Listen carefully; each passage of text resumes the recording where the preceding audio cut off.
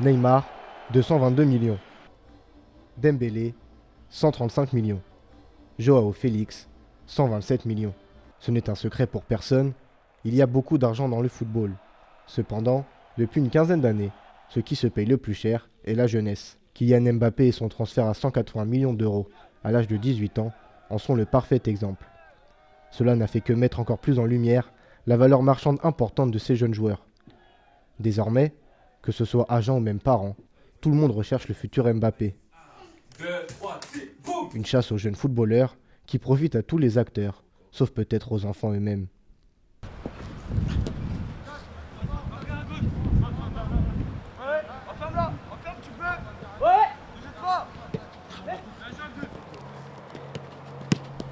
Si le football est sa passion, cela fait longtemps qu'Ilian ne joue plus seulement pour le plaisir. Pisté depuis son enfance par des clubs professionnels, il a accumulé de nombreuses détections, que ce soit à Lorient, Auxerre ou encore Clermont. Sans succès, c'est avec son club de Brétigny-sur-Orge qu'il continue de s'entraîner et d'attirer l'œil d'agents et de recruteurs, sans pour autant se mettre la pression. Non, pas vraiment de pression parce que faut déjà penser à plus tard. Si j'aspire à devenir professionnel, je dois m'attendre à être vu par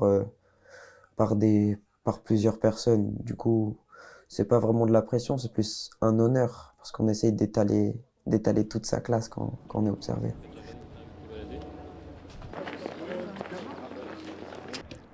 Il y a 2 ans, il s'engage avec 3 agents. Si au début tout se passe bien, ils ont commencé à envoyer Ilian en essai un peu partout en France pour espérer toucher leur commission, sans vérifier si les clubs avaient réellement besoin de lui. Des déconvenus qui ont pesé sur le moral du jeune garçon, confie sa mère. Alors en fait, nous on l'a su qu'après, on pensait que Ilian partait là-bas parce qu'il était demandé et on s'est rendu compte, mais une fois qu'on a fait détection sur détection, que finalement il n'était pas appelé parce qu'il y avait un besoin, mais parce que c'est eux qui effectivement faisaient un peu la promotion de leurs joueurs. Et au final, il n'y a pas eu de signature, plus de déception qu'autre chose pour Ilian, qui dans la tête d'un gamin de 14 ans, ça a été un peu compliqué à gérer sur la fin. Qu'est-ce que tu en as pensé de ton match? Normal. Ouais, t'as bien joué. Si ces agents ont agi de la sorte, c'est que dans ce monde, la concurrence fait rage. Plus de 350 agents licenciés sont référencés sur le site de la Fédération française de football, ce à quoi s'ajoutent les près de 200 autres qui officient sans diplôme. Sur les mineurs, l'agent est rémunéré à la signature du premier contrat professionnel, affirme Mohamed, aspirant agent. Comment tu vas toucher ta rémunération sur un jeune joueur? Tu vas la toucher quand il signera son premier contrat professionnel.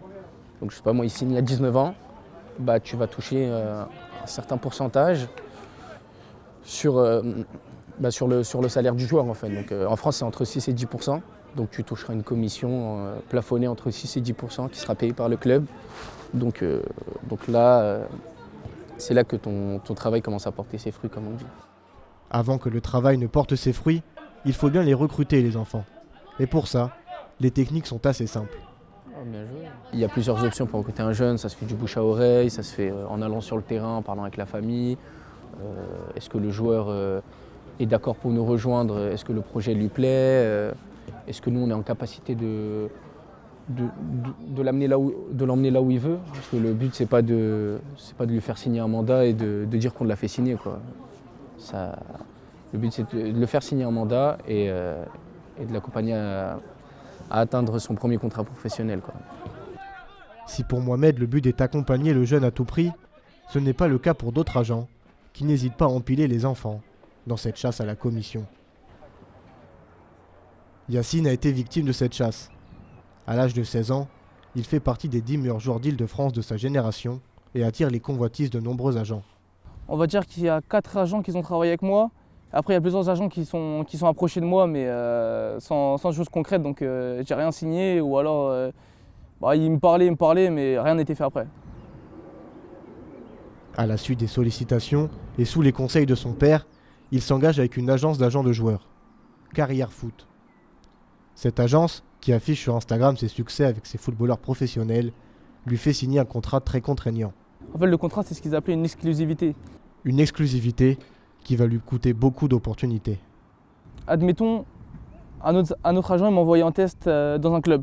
Si ce club-là il me proposait un contrat, il ne pouvait pas négocier avec l'agent qui m'avait envoyé. Il était obligé de négocier avec l'agent qui a fait signer mon exclusivité. Donc ça fait que les autres agents qui voulaient m'envoyer en test, ils ne m'ont pas envoyé parce que c'est pas par eux que ça allait passer, donc c'est pas par eux que ça allait passer l'argent, quoi. Des histoires d'argent qui ont eu raison de la carrière de Yacine. Après un court passage en 3e division espagnole, il y met fin, se concentrant sur sa vie professionnelle. Si la situation fut de la sorte pour Yacine, c'est parce que les personnes qui l'ont approché étaient des agents et pas des recruteurs. L'agent a tout intérêt à entasser le maximum de joueurs pour multiplier les commissions, là où la rémunération d'un recruteur est différente. On a une rémunération au mois, donc on a une rémunération, un défraiement au mois. On n'est pas payé par rapport aux joueurs qu'on ramène.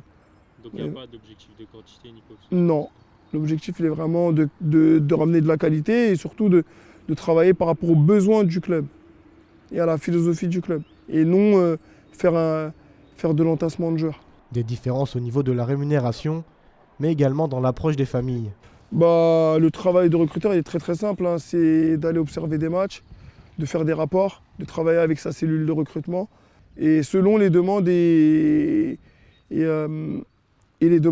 précisions au poste, on étudie la probabilité de démarcher, de faire monter à l'essai, de réobserver, de faire un suivi bien défini et pourquoi pas de signaler le joueur à la cellule et d'obtenir une signature derrière. Avec les recruteurs, le contact avec la famille arrive donc uniquement si le club est intéressé. Si Jean connaît parfaitement ce système, c'est parce qu'il est recruteur pour le Racing Club de Strasbourg, mais également entraîneur dans une académie des Yvelines. Une académie regroupant les meilleurs jeunes des alentours pour affronter les centres de formation des clubs professionnels comme Reims ou Marseille. Notre réel objectif, c'est vraiment de leur donner des compétences pour qu'ils puissent jouer à un certain niveau régional à la sortie de l'académie et pourquoi pas toucher plus haut, que ce soit niveau national ou structure. Et là, sur les joueurs que vous avez, là, est-ce qu'il y en a qui ont déjà été approchés? Je peux pas m'énoncer là-dessus. Je préfère pas m'énoncer là-dessus pour pas causer de tort. Mais il se peut que... Si Jean préfère rester discret devant la caméra, il est plus bavard derrière l'objectif. On a une énorme exposition. Après, il y a des agents qui nous approchent pour travailler avec les joueurs. Je sais qu'il y a pas mal de, il y a pas mal d'agents qui tournent autour de certains joueurs. Après, il y a pas mal de joueurs qui sont pistés, hein. Celui qui a le ballon, lui, il a eu la chance de faire pas mal d'essais aussi. Là-bas, paf, en rouge, en orange, là-bas, c'est engagé. Ça va s'engager. En tout, ce n'est pas moins de 7 adolescents de 12 ans qui vont intégrer un centre de formation à leurs 15 ans, âge minimal pour y rentrer.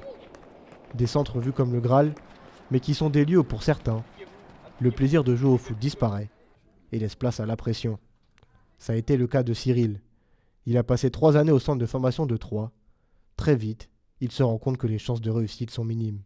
Mais dans un contrat de 3 ans, quand tu es dans le foot, ça passe extrêmement vite. Le temps, il passe pas. Tu es jugé sur chaque truc, chaque petit détail, chaque entraînement, chaque match. Et vraiment, ça peut faire la différence. Et je pense que ça, dès que j'ai vu ça, ça change. Tu passes du football amateur, où vraiment, tu fais tes matchs, t'es entre potes, même si au centre, t'es un pote, tu vois. Mais il y a cette part de concurrence où tu sais que dans ta génération, il y en a peut-être combien? 2 maximum qui vont signer pro et qui vont avoir la carrière, surtout, qui suit ça. Donc t'as cette pression-là, tu vois. Et après, une fois que le rêve est brisé, que reste-t-il pour les 95% d'enfants qui échouent? Cyril, lui, comme beaucoup d'autres, a arrêté l'école.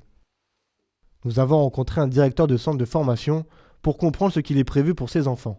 Interdit contractuellement de témoigner, nous y sommes donc allés en caméra cachée. Il nous a éclairé sur l'accompagnement offert aux jeunes footballeurs. Maintenant, on a des obligations au centre de formation. C'est connu de développer les 3 champs. Les 3 champs, c'est le scolaire, le sportif et le social. Une fois la fin du contrat des jeunes, un accompagnement est prévu. Avant la fin, par exemple, tu as la capacité de lui proposer ce que tu lui as donné sur place. C'est-à-dire ce que vous m'avez donné, l'enseignement que vous m'avez donné? L'accompagnement scolaire. Et c'est pas toujours fait? Ça va pas mieux. ça dépend aussi de comment vit le gamin. Parce que moi, il y a des gamins qui s'est passé dans d'autres clubs. Je les ai envoyés dans d'autres essais. Et il y en a, ils n'ont pas envie. Ils sont tellement déçus qu'ils préfèrent se démerder tout seul avec leurs agents. Il est aussi revenu sur l'un des fléaux du football moderne, l'argent. Oui, il y en a qu'à faire monter les enchères. Voilà, c'est arrivé une deux fois. Moi, j'ai eu fait signer des gens qui ont préféré Saint-Valeur pour de l'argent. Après, je te dirais, j'ai le cas d'un joueur qui a fini, je crois, à Monaco. Sa mère, elle était en situation précaire. Ouais, à un moment donné, si on te dit à toi, je te fais 100 000 € pour faire journaliste, tu vas les prendre. Un impact du gain des familles qui interpelle les acteurs du milieu, comme Mohamed et Jean. Tu as des familles maintenant qui demandent de l'argent pour que tu t'occupes de son fils, quoi, alors que ça devrait être l'inverse. Mais tu as des familles qui te disent écoute, moi tu donnes un salaire à mon fils tous les mois et tu peux gérer sa carrière, parce que c'est un engrenage qui rend fou tout le monde en vérité. Hein. Donc voilà. Les parents, ils n'hésitent pas, ils ils regardent, ils observent. Et voilà, on a l'impression que ça devient plus du calcul que de la passion ou du plaisir. Après, on peut assimiler passion et plaisir, hein, mais le fait d'être dans un âge où on calcule, sachant qu'on a une minime probabilité de faire carrière dans le football, c'est vraiment quelque chose qui est inquiétant. Des parents qui n'hésitent même plus à démarcher les entraîneurs eux-mêmes, avec des techniques très spéciales. Il y a une personne qui m'a interpellé via mon réseau perso, qui me dit bonsoir, si vous voulez bien suivre mon fils en retour. Là, je clique sur le profil et je vois sur la bio du profil qui a marqué joueur de foot 8, défenseur, on voit le club, on voit des affiliations et on voit que le compte est géré par sa maman. Et dans cette quête de la future pépite, certains en profitent pour s'enrichir. Des éducateurs, parfois même sans diplôme, proposent des séances personnalisées, promettant des progrès importants, qui peuvent coûter jusqu'à 750 € la semaine. Un business très loin des préoccupations de Romuald et de ses stages pendant les vacances. Nous, par exemple, là, c'est 60 €. On essaie de s'aligner à tout ce qui est centre de loisirs, garderie. On essaie de s'aligner pour que les enfants ils puissent profiter de faire ce qu'ils aiment pour le moins de moyens possible. Le projet Mbappé, bien qu'il dénature les relations dans le foot, a un bon point pour Romuald. Ouais, nous, ça nous arrange parce que les enfants, les parents, ils pensent que ici c'est un centre de projet Mbappé, alors que pas du tout. On est là juste pour prendre du plaisir, s'amuser à fond et c'est vrai, progresser, revoir toutes les gammes que les enfants font à l'année dans leur école de foot.